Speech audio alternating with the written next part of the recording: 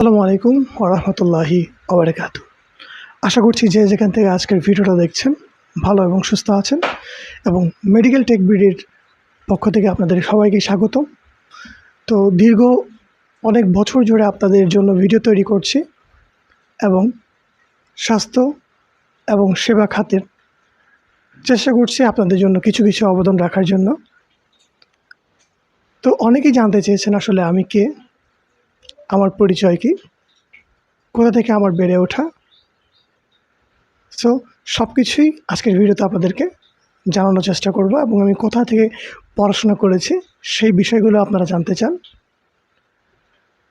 তো প্রথমত বলতে গেলে আমি গাজীপুরের সন্তান, গাজীপুরেই আমার বেড়ে ওঠা এবং আমার স্কুল, কলেজ,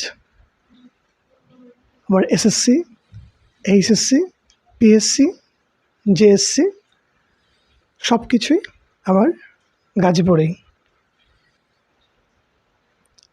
তো এখান থেকেই আমার মূলত শুরু।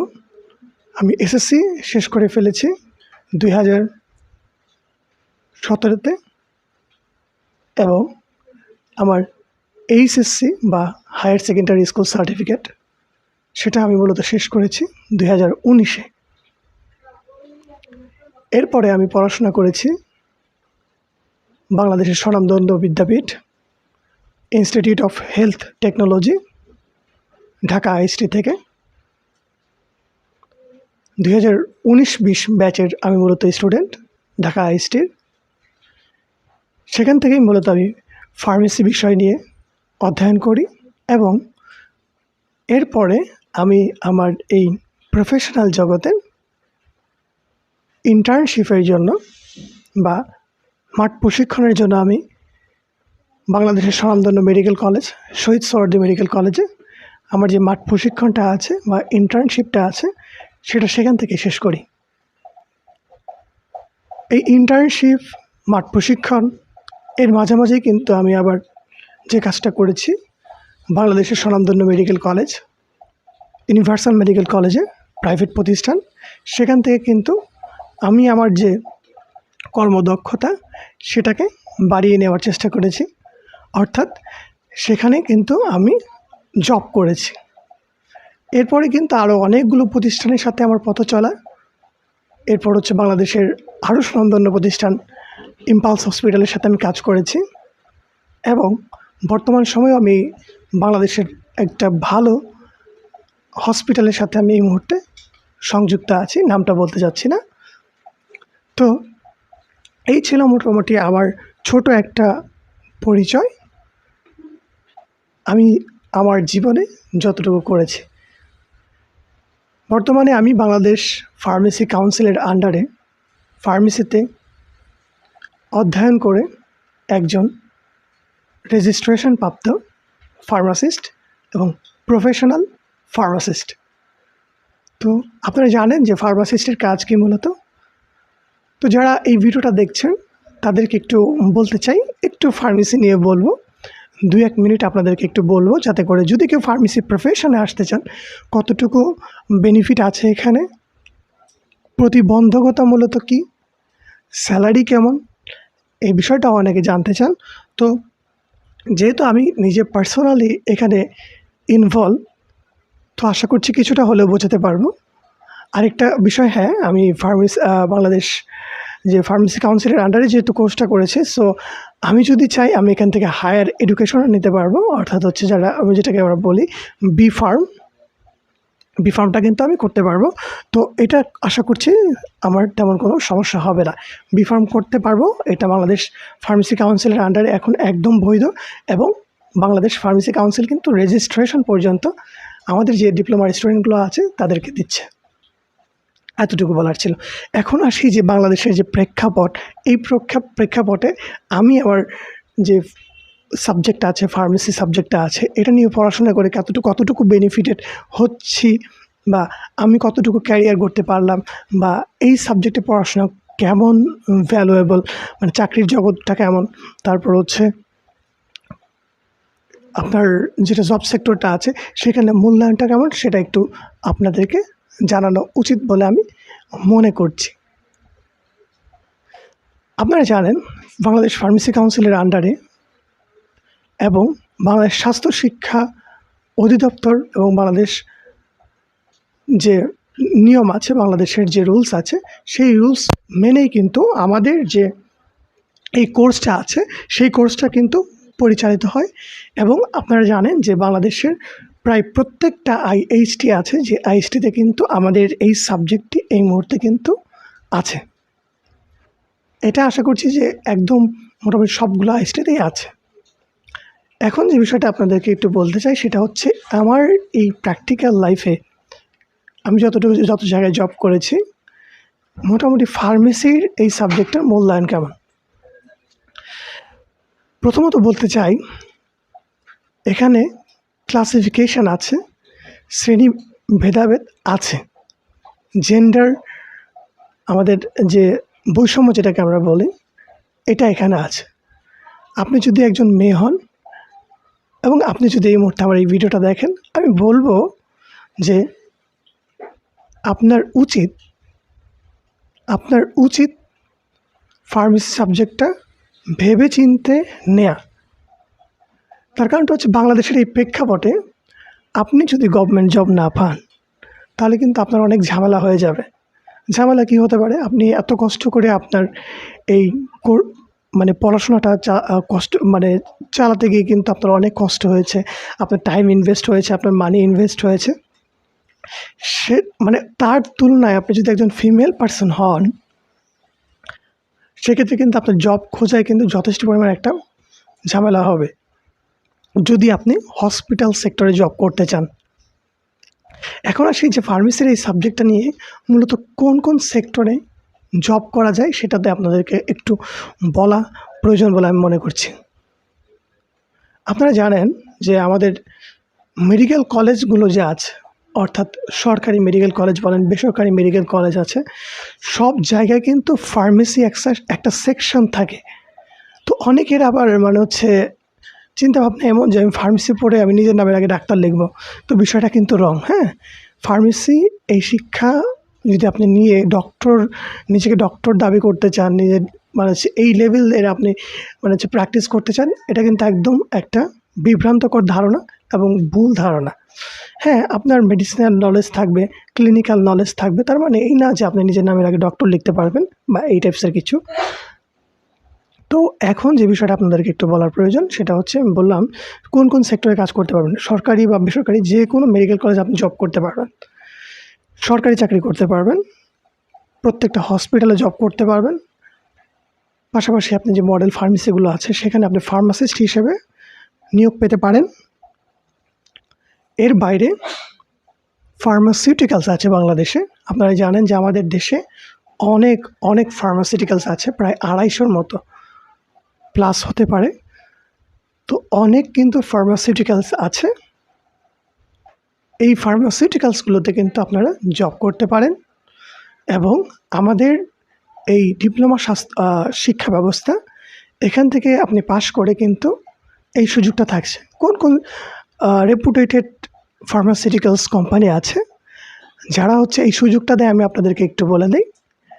স্কয়ারের মতো হসপিটাল, এসকেএফের মতো স্কয়ার ফার্মাসিউটিক্যালস, এসকেএফ ফার্মাসিউটিক্যালস, তারপর ভ্যাক্সিমকো ফার্মাসিউটিক্যালস, রিসেন্টলি আবার ডিভিএল ফার্মাসিউটিক্যালসের মতো রেপুটেটেড প্রতিষ্ঠানও কিন্তু ফার্মাসিস্ট হায়ার করছে।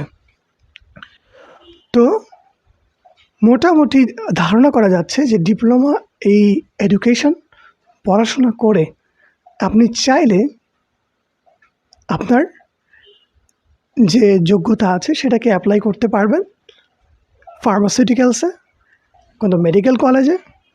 যদি আপনি সরকারি চাকরি পেয়ে যান তাহলে আপনি যে জায়গাগুলোতে হিট করতে পারবেন সেটা হচ্ছে উপজেলা স্বাস্থ্য কমপ্লেক্স আছে, সদর হসপিটাল আছে, এবং আগামী ভবিষ্যতে আমরা যেটা আশা করছি সেটা হচ্ছে কমিউনিটি ক্লিনিকগুলোতে আমাদের একটা পোস্ট কিন্তু ক্রিয়েট হতে যাচ্ছে।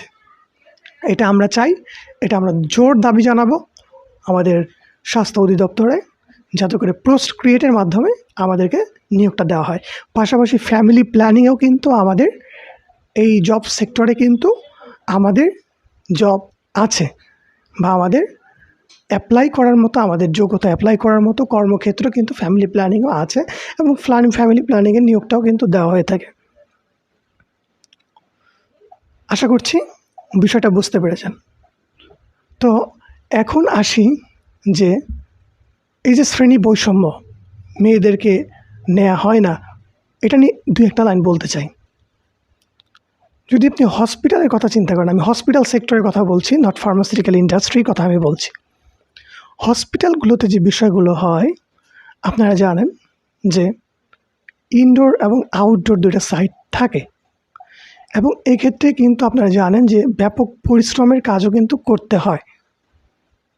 তো ওই পরিশ্রমের দিক দিয়ে বিবেচনা করে হসপিটাল বলেন, হসপিটাল মালিক কর্তৃপক্ষ বলেন, বা যাকেই বলেন না কেন, তারা যে বিষয়টা মানে হচ্ছে কনভিনিয়েন্ট মনে করে, বা যে বিষয়টা অ্যাকসেপ্টেবল বেশি মনে করে, সেটা হচ্ছে ছেলেদেরকে এই ক্ষেত্রে কিন্তু জব দিতে তারা বেশি আগ্রহ প্রকাশ করে। এখন যারা হচ্ছে মেয়ে, ফিমেল পার্সন, স্টুডেন্ট ছিল, পড়াশোনা করেছে, নিজের পিতামাতার টাকা কিন্তু ইনভেস্ট তারা কিন্তু করেছে। আপনিও যে পরিমাণ টাকা ইনভেস্ট করেছেন আপনার লেখাপড়া শিখতে, পড়াশোনা করতে, সেই পরিমাণ কিন্তু তার চেয়ে বেশি কিন্তু তারা ইনভেস্ট করে তাদের পড়াশোনা করতে গিয়ে, তারা এই জিনিসটা ইনভেস্ট করে। বাট সঠিক যে মূল্যায়ন, সেটা কিন্তু ফিমেল পার্সনটা কিন্তু পায় না। এটা আমি আমার প্র্যাকটিক্যাল লাইফে, যেহেতু আমার 5-6টা প্রতিষ্ঠানে এই মুহূর্তে জব করা হয়েছে, এটা আমার সেন্সে আমি দেখেছি যে ফিমেল পার্সনটা খুবই কম নিয়োগ পায় এই বেসরকারি জব ক্ষেত্রে। বাট সরকারি জব ক্ষেত্রে কিন্তু এটা এই বৈষম্যটা করা হয় না। বাট প্রাইভেট যে সেক্টরগুলো আছে প্রত্যেকটাই কিন্তু এই বৈষম্যর শিকার প্রতিটা মেয়ে। তাহলে মেয়েরা যদি এই সাবজেক্টে পড়তেই না পারে, তাহলে আইএসটির কোন কোন ভালো ভালো সাবজেক্ট আছে যে সাবজেক্টে পড়াশোনা করলে মেয়েদের এই দারিদ্রতা ঘুচবে, পিতামাতার মুখে হাসি ফুটবে? চলুন এখন সেটা আপনাদেরকে একটু বলার প্রয়োজন আমি বোধ করছি। আইএসটির খুব একটা ভালো সাবজেক্টের কাতারে সাবজেক্ট হচ্ছে ল্যাবরেটরি মেডিসিন, যে সাবজেক্টটা আছে সেইটা। এই সাবজেক্ট নিয়ে মোটামুটি আমি যতটুকু আমার অডিয়েন্সকে আমি আনতে পেরেছি, বা আমি চেষ্টা করে আমার চেষ্টা যতটুকু সফল হয়েছে, মোটামুটি যারা আমার ভিডিও দেখে মোটামুটি অনেকেই জানে যে আমি বলি যে তোমরা ল্যাবরেটরি মেডিসিন নিয়ে পড়াশোনা করো, চাইলে রেডিওলজি নিয়ে পড়াশোনা করো টুকটাক, বাট ল্যাবরেটরি ইজ বেস্ট মানে বেস্ট। তারপর হচ্ছে ফিজিওথেরাপি নিয়ে পড়াশোনা করতে পারো। ফিজিওথেরাপি নিয়ে পড়াশোনা করলে এখানেও কিছু লিমিটেশন আছে, লিমিটেশন যে নাই এমনটা না, বাট এখানে কিন্তু ফ্যাসিলিটিটাও অন্যরকম আছে। যেমনটা হচ্ছে কি, আপনি যদি ডিপ্লোমা ইন ফার্মেসি নিয়ে পড়াশোনা করেন, তাহলে কিন্তু আপনি হায়ার যে এডুকেশনটা আছে সেটা কিন্তু আপনার প্রতিষ্ঠান থেকে আপনি নিতে পারছেন না। যেমন হচ্ছে 2টা প্রতিষ্ঠানে কিন্তু আপনার ফর্মালি বিএসসির সুযোগ আছে, একটা হচ্ছে ঢাকা, রাজশাহী। তো এই 2টা প্রতিষ্ঠানের একটা প্রতিষ্ঠানে কিন্তু বিএসসির ক্ষেত্রে মানে বিফার্ম, যে আমাদের যে মানে ফার্মেসির পরে যে বিফার্মটা করা হয় বা বিএসসি করা হয়, সেটার অপশনটা কিন্তু এখানে নাই। আবার যদি ফিজিওথেরাপির কথা চিন্তা করেন, কিন্তু এই ক্ষেত্রে কিন্তু একটা গ্রেট অপরচুনিটিস, যে ডিপ্লোমা করার পর আপনার 45 বছর পর্যন্ত আপনি চাইলে বিএসসি করতে পারবেন। এটা হচ্ছে একটা গ্রেট অপরচুনিটি, বাট এটা কিন্তু নাই এখানে, ফার্মেসির ক্ষেত্রে নাই। মানে হায়ার এডুকেশন আপনি নিতে পারবেন, আপনার নিজের বাবার টাকা, আপনার নিজের টাকা খরচ করে কিন্তু পড়াশোনাটা করতে হবে। তো আশা করছি বুঝতে পেরেছেন যারা ফিমেল পার্সন আছেন। আর স্যালারির ক্ষেত্রে একটু বলি, সরকারি যে স্যালারি গ্রেড, মানে আমাদের যে সরকারি যে স্কেল আছে সেটা কিন্তু মূলত একদম যে হায়ার যে বেতন, সেটা হচ্ছে আমাদের কিন্তু 11তম গ্রেডের কিন্তু মোটামুটি সর্বোচ্চ যে স্যালারিটা সেটা হচ্ছে 31,500 টাকা। আর 31,500 টাকা কিন্তু এটা কিন্তু একদম স্টার্টিং কোনো স্যালারি না। এটা পেতে হলে আপনাদেরকে যথেষ্ট পরিমাণ ওয়েট করতে হবে। প্রাইভেট যে মেডিকেল কলেজগুলো আছে, আপনি যদি একদম খুব ভালো এসব কাজে পারদর্শী হন, তাহলে আপনার মোটামুটি আপনি ধরে রাখতে পারেন যে আপনি 20 প্লাস টাকা পেতে পারেন। বাট এটা স্টার্টিংয়ে না, যদি আপনি আপনার পড়াশোনা শেষ করেন, আপনি ভালো কর্মদক্ষতায় অভিজ্ঞ হয়ে থাকেন, তাহলে দেখা যায় যে 20 প্লাস টাকা কিন্তু অর্জন করা সম্ভব। মানে এটা মোটামুটি একটা স্যালারি যেটা দিয়ে আপনি মোটামুটি চলে ফিরে খাইতে পারবেন। এবং এক্ষেত্রে কিন্তু আপনার যথেষ্ট পরিমাণ পরিশ্রম, এফোর্ট, শারীরিক পরিশ্রম, মানসিক পরিশ্রম কিন্তু দিয়ে এটা অর্জন করতে হবে, যেটা কিন্তু ফিমেল পার্সনটা কিন্তু একদমই পারে না।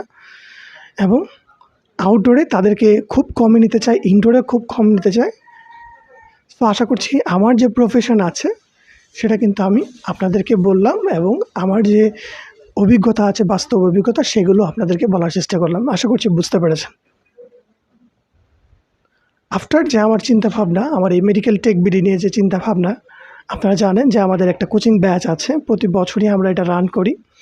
যদিও এই বছর আমরা সেটা খুব ভালো করতে পারি নাই, তার কারণটা হচ্ছে যে অলরেডি 1.5 মাসের মতো সময় আমরা মোটামুটি কোচিং থেকে বিচ্ছিন্ন।